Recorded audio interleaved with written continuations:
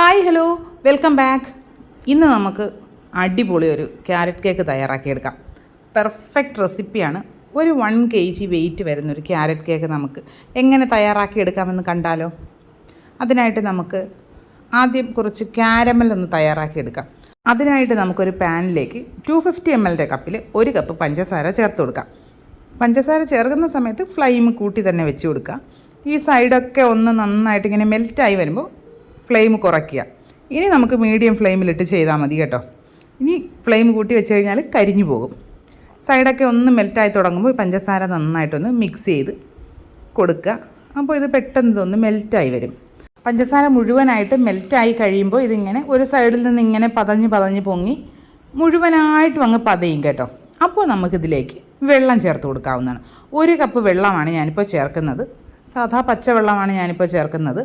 ചെറു ചൂടുവെള്ളമാണ് ചേർക്കുന്നതെങ്കിൽ ഈ പൊട്ടിത്തെറി കുറച്ചൊന്ന് കുറയ്ക്കാൻ പറ്റും കേട്ടോ. വെള്ളം ഒരു 1-2 തവണയായിട്ട് നമ്മളൊന്ന് ശ്രദ്ധിച്ച് വേണം ഒഴിച്ചു കൊടുക്കാനായിട്ട്. ചിലപ്പോൾ കയ്യിലേക്കൊക്കെ പൊട്ടിത്തെറിക്കാനുള്ള സാധ്യതയുണ്ട് കേട്ടോ.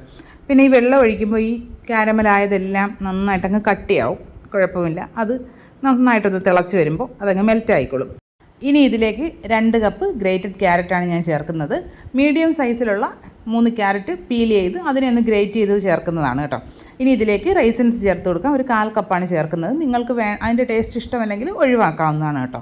ഇനി ഇതെല്ലാം കൂടി നന്നായിട്ടൊന്ന് തിളച്ച് ഈ ക്യാരറ്റൊക്കെ ഒന്ന് വെന്ത് വരുമ്പോഴേക്കും ഓഫ് ചെയ്യാവുന്നതാണ്. ഇപ്പോൾ നമ്മുടെ ഫ്ലെയിം ഓഫ് ചെയ്തിട്ടുണ്ട്. കുറച്ച് വാട്ടർ ഉണ്ട് കേട്ടോ അതിലിരുന്നോട്ടെ, ഇല്ലെങ്കിൽ തിക്കായി പോവും തണുത്ത് വരുമ്പോഴുണ്ടല്ലോ.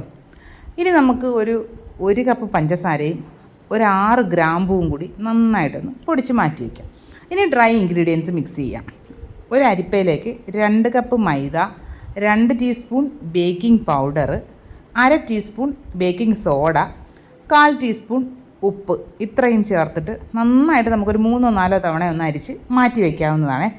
ഇനി ഒരു മിക്സിയുടെ ജാറിലേക്ക് 4 മുട്ടയാണ് ചേർക്കുന്നത്. റൂം ടെമ്പറേച്ചറിലുള്ള 4 മുട്ട ചേർക്കുന്നുണ്ട്.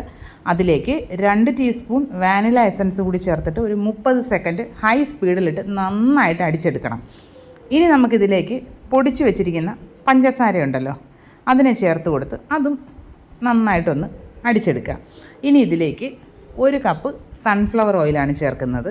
ഓയിൽ ചേർത്തതിന് ശേഷം ഒരു 15 സെക്കൻഡോളം സ്ലോ സ്പീഡിൽ വേണം അടിച്ചെടുക്കാനായിട്ട്.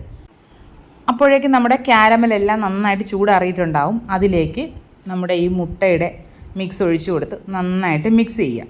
ഇനി അതിലേക്ക് നമ്മൾ ഡ്രൈ ഇൻഗ്രീഡിയൻസ് ചേർക്കണം. ഡ്രൈ ഇൻഗ്രീഡിയൻസ് ചേർക്കുന്നതിന് മുൻപ് ഞാൻ അതിലേക്ക് കുറച്ച് ഒരു 6-7 കാഷ്യൂസ് ഒന്ന് ക്രഷ് ചെയ്ത് ചേർത്ത് കൊടുക്കുന്നുണ്ട് കേട്ടോ.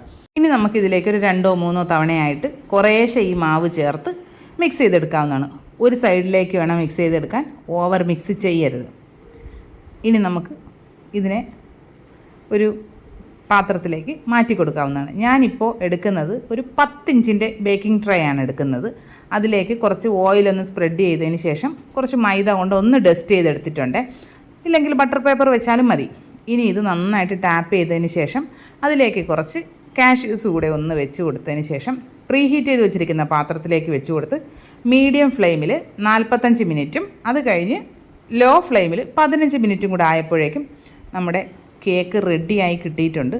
ഒന്ന് തണുത്ത് കഴിയുമ്പോൾ ഇതിനെ നമുക്ക് ഡീമോൾഡ് ചെയ്തെടുക്കാവുന്നതാണ്. സൂപ്പർ ടേസ്റ്റി ആയിട്ടുള്ള കേക്കാണ്. നല്ല അടിപൊളി കേക്കാണ്. നമ്മൾ ഈ കേക്ക് കഴിക്കാൻ ഏറ്റവും നല്ലത് പിറ്റേ ദിവസം കഴിക്കാനാണ് കേട്ടോ.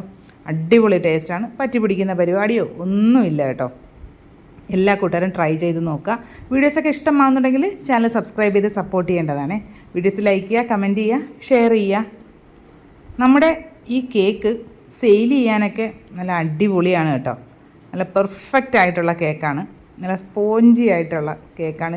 നമ്മൾ ക്യാരമലൊക്കെ ചേർക്കുന്നത് കൊണ്ട് പ്രത്യേക ടേസ്റ്റാണ് കേട്ടോ. അപ്പോൾ എല്ലാ കൂട്ടുകാരും ട്രൈ ചെയ്ത് നോക്കാം. ഇനി നമുക്ക് മറ്റൊരു അടിപൊളി വീഡിയോ ആയിട്ട് ഉടനെ കാണാം. ബൈ.